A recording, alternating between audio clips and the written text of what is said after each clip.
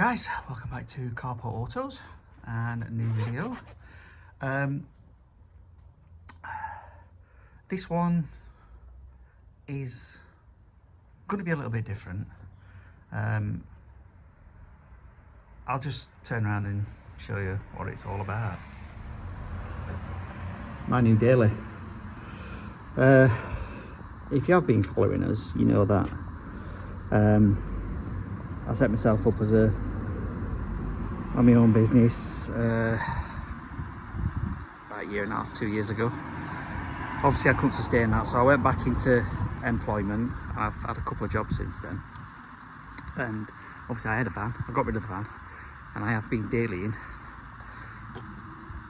that bad boy for the last year or so. I thought it's better by time I need to get rid of that, put some funds into carport pot,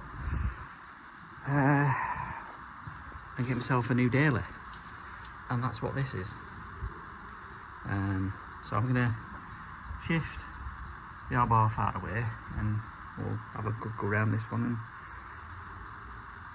tell you what it's all about, and the reason why I got this one. Before I move out, I just thought I'd do a cold start.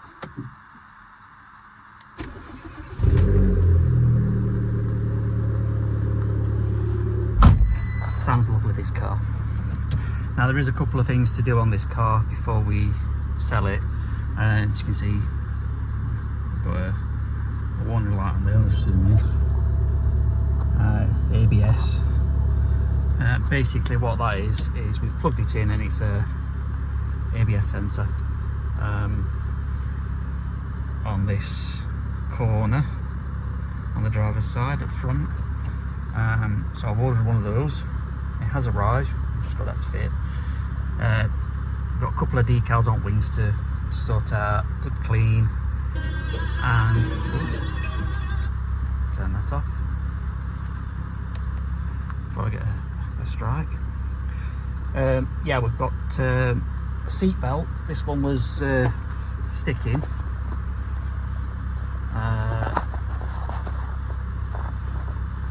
On this side it was sticking, and we have replaced it for one that we had in stock with for just a standard seat belt. But if you look up here, this is slightly bigger on a standard than it is to the Abarth, so I've ordered an Abarth one and we are going to swap that over. And obviously the washer bottle, that's practically it for this car, and then this one will be up for sale. So yeah, let's crack on with and show you around TT now. Right then, let's take you around the car. It's a cold day. I can't stress that as much, but it's freezing. First off, front of the car. Somebody's obviously painted over the chrome badge. That looks absolutely shocking. So I'm either going to replace that or get the paint off that, whichever, or replace the grille for a honeycomb one. I'm not sure. There's a slight crack down the bottom here, but nothing that affects too much. It looks like it's either there's a lot of stone chips on this or it's just dirt, but we won't know that until we clean it. And then obviously we've got the same issue on this side. I mean, I will polish the headlights first to see if that does it, but I believe this mist in here might be on the inside. I'm not 100% sure, but we'll polish the lights and we'll take it from there. As you go around the car, it is straight. There is a slight car park bump here. Wheels, again, they're dirty, so I can't really give you an in-depth take on them. Just come around back of the car. As I say, it's a straight car. And I have a feeling I know why they did the front one, because that one's black. Either if we've swapped it or have degraded. There's obviously a little bit in the bumper there, but again, it's one of them. You can see all the lines that's smashed off here. You could repair it and then just spray that bit and hope it blends in. Again, come around this side, again filthy, filthy, filthy. And you get the front wheel and it's just missing the centre cap.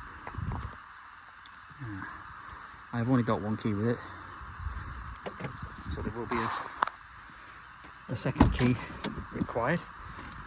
But as you get into it, it is the 20-odd-year-old car, so handles are a bit nagged. Seats want a good clean, and yeah, let's get inside it.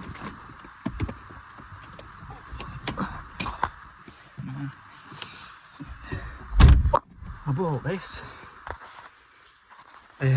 It's got cover, the front missing off of that.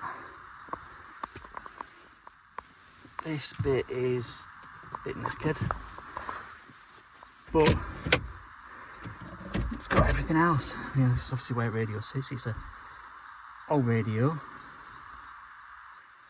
Tapes. Jesus. You can put these in when this was a 2002 car.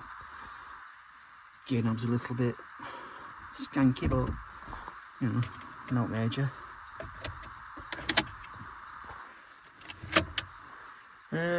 All in all, it's not that bad, considering. I mean, it should start. Can't see why not.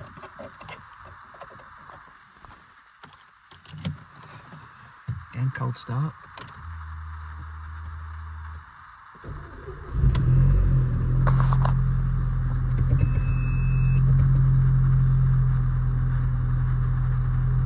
Yeah. Cold start. Sorry, I've just got package being delivered.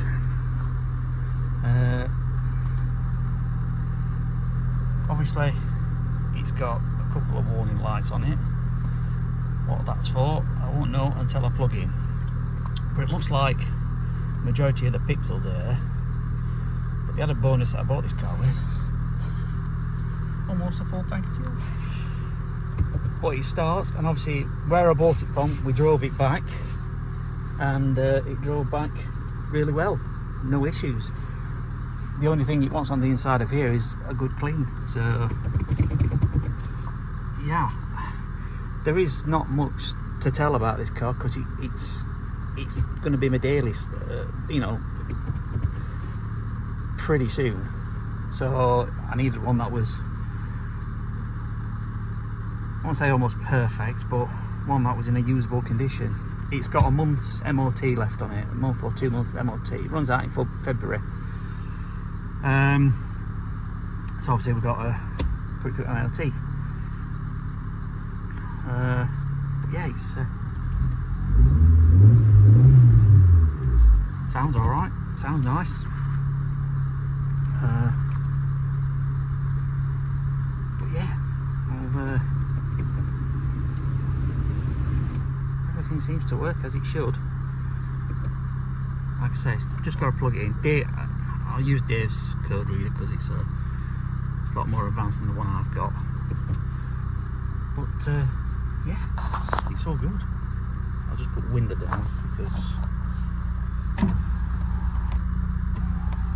if you know TTs, you get locked out with things. You know, obviously you've got your buttons down here. I'm not sure what that's for, but it looks a bit broke-end. But that's for your boot, and obviously you've got your petrol fuel cap, which is there. So nip outside and show you that. Weak boot.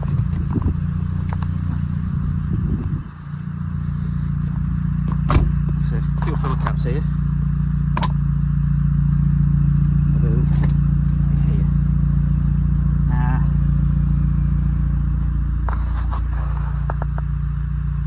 straight away this wants sorting because well, it looks horrible. You immediately think, straight away think, well, there's no parcel shelf.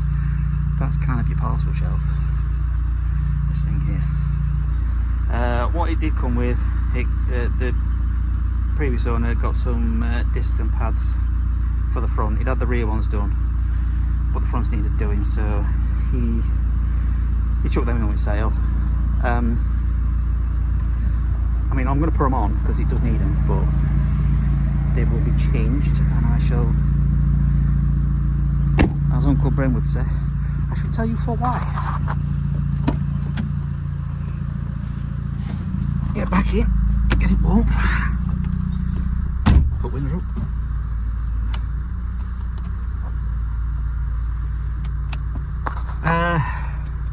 As well as being my daily, obviously you'll know if you watch our channel that we have been to the Nürburgring a few times.